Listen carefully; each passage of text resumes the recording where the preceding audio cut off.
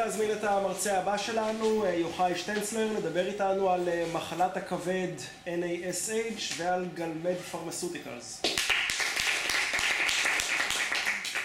שלום לכולם, אני יוחאי, אני סמנכ"ל כספים בחברת גלמד פרמסוטיקלס. אני אספר לכם קצת על החברה ועל התרופה שמפתחת למחלת הנש, מחלת הכבד. אנחנו נדבר היום קצת על המחלות הכבד השונות, נפל ונש, נדבר על החברה שלי והתרופה שהיא מפתחת, ונדבר על הפוטנציאל של השוק הזה. אז קודם כל נתחיל במחלה. מה זה נפל? נפל זה Non-Alcoholic Fatty Liver Disease, כבד שומני שאינו נובע מצריכת אלכוהול. צריכת אלכוהול זה משפחה אחרת לגמרי. בעצם אנחנו מדברים על מחלת הכבד השכיחה ביותר בעולם, שמשפיעה על 30% מהעולם המערבי היום. בעצם כל מי שמוגדר כחולה במחלה הזאת, ומי שיש לו מעל 6% שומן בכבד. נפוצה באנשים שסובלים מעודף משקל, שאוכלים הרבה ג'אנק פוד, כל מיני דברים עתירי סוכר, וגם אנשים סכרתיים, אבל לא רק.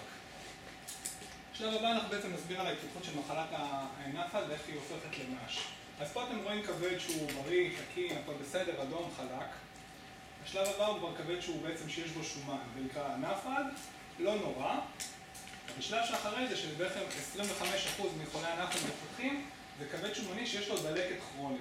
אפשר לראות פה עם הראש סגור יותר שיש פה כבר שומנים וכל מיני גושים בכבד. זה כבר נקרא מחלת הנש, Non-Alcoholic Steatohepatitis, ככה זה נקרא. שלב שאחר מכן זה כבר שלב שהכבד השומני הזה עם הדלקת מפתח גם צלקת, זה כבר הרבה פחות נעים, אפשר לראות שיש פה גושים צלקתיים, יש לאחר מכן עמק בכבד, ומשם הדרך כבר היא במקומות פחות נעימים כמו צירוזיס שחמת של הכבד, אירועים לבבים, מוות ודברים כאלה. אנחנו מתמקדים בעצם, מה שאנחנו מנסים לפתח היום זה תרופה למחלת הנש, לדלקת בכבד. יש אבל כמה בעיות במחלת הנש הזאת. בעיה אחת גדולה היא שאין לה סימפטומים. אתם לא תרגישו שאתם עייפים או שכואבת לכם בבטן, אתם לא תדעו שאתם חולים. עוד בעיה שיש, אין להם דרך גילוי נוחה. בעצם כדי לדעת שיש לכם דלקת בכבד, אתם צריכים לעשות ביופסיה. עכשיו אני רוצה לשאול אתכם, אם אתם לא מרגישים שמשהו לא בסדר איתכם, אתם תלכו ותתנדבו, שיפתחו לכם את הבטן ויוציאו לכם חתיכה מהכבד, בשביל משהו שאתם לא חושבים שאתם חולים בו, כנראה שלא. והבעיה האחרונה היא שגם אם גיליתם כבר שיש לכם את המחלה, אז כיום אין תרופה לזה בעצם. ספורט ודיאטה יעזרו לכם להוריד את השומן בכבד, יעזרו לכם בעצם בשלב הראשוני, אבל אם כבר יש לכם את הדלקת ואת הצלקת, אז זה לא יהיה מספק. ופה אנחנו נכנסים לתמונה. אז בעצם אחרי שסיפרנו קצת על המחלה, אני אספר לכם על החברה שלי, חברת גלמד פרמסוטיקלס.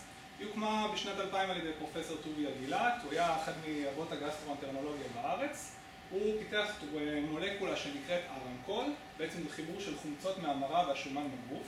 המטרה הראשונית שלו הייתה בכלל להעמיס אבני מרה, אבל מה שהוא גילה שבעצם המולקולה הזאת היא מורידה שומן, ויותר חשוב מזה שאין לה תופעות לוואי, זה מאוד מאוד חשוב בקטע של התופעות לוואי. ובעצם בניסויים שעשו בחיות ובבני אדם, ראו בעצם שאנשים וחיות שהשתמשו בתרופה, היה להם שיפור בשומן בכבד. פה אפשר לראות את הגושים ואת הצלקת, ולאחר שימוש כל הצלקת והלבנים בעצם נעלמים. בבני אדם שקיבלו 3 חודשים את התרופה, גילו שהשומן בכבד ירד ב-13% לעומת הקבוצה המקבילה שקיבלה תרופת דמה. ובעצם לאחר ההצלחה של שני הניסויים האלה, הגיע שלב ב-2014, החברה הונפקה בנסד"ק, גייסה $40 מיליון, כדי בעצם לעשות את השלב הקריטי של הניסוי, ששלב נקרא Phase 2B, או איך שאני לקרוא לו, To be or not to be. מדובר בעצם בניסוי של שנה, ב-200 חולים ברחבי העולם, שיש לו 2 מטרות עיקריות. הראשונה היא להוריד שומן בכבד, שזה אנחנו כבר יודעים שאנחנו עושים, אבל לא מספיק. אבל זה לא מספיק בעצם בשביל השוק, ולהפחית את הצלקת והדלקת שכאמרנו אין לנו תרופה בשוק הזה. אם אנחנו נצליח בניסוי הזה, אנחנו לדעתי נהיה על דרך המלך לתרופה. אז דיברנו קצת על החברה, ובואו נסביר למה אנחנו בכלל בסיפור, ונדבר על השוק של הנש. כל החברות האלה שאתם רואים פה מהחברות הכי גדולות של התרופות בעולם, מפתחות היום תרופה לנש. למה? כי כמו שאמרנו, זה הדבר החם היום עם כל תופעת ההשמנה העולמית, ואנליסטים מעריכים שבשנת 2025 השוק הזה יכניס 30 מיליארד דולר. בגלל זה אתם יכולים לראות שיש הרבה חברות בשוק הזה, בגלל זה בשנה האחרונה היו הרבה עסקאות גדולות בתחום הזה של עסקאות של מעל $1 מיליארד. אז לסיכום, דיברנו על מחלות הכבד השונות, על החברה והתרופה שהיא מפתחת, ועל השוק. אני מזמין אתכם לעקוב אחרי החברה, לפרסומים שלנו. אנחנו חברה ישראלית קטנה שעושה דברים גדולים. מי שרוצה גם מוכן לשאול אותי שאלות. שאלות?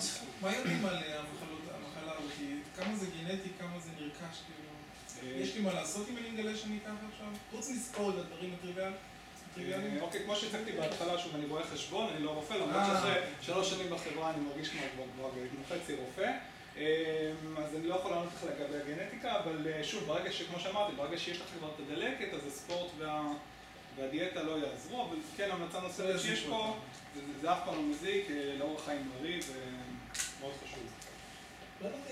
אז באיזה שלב אתם נמצאים? אנחנו נמצאים בעצם בשלב שהוא phase 2B, שלב 2B, יש שלבים ראשונים ניסויים בחיות, שרוצים לראות את העניין של הבטיחות שבתרופה.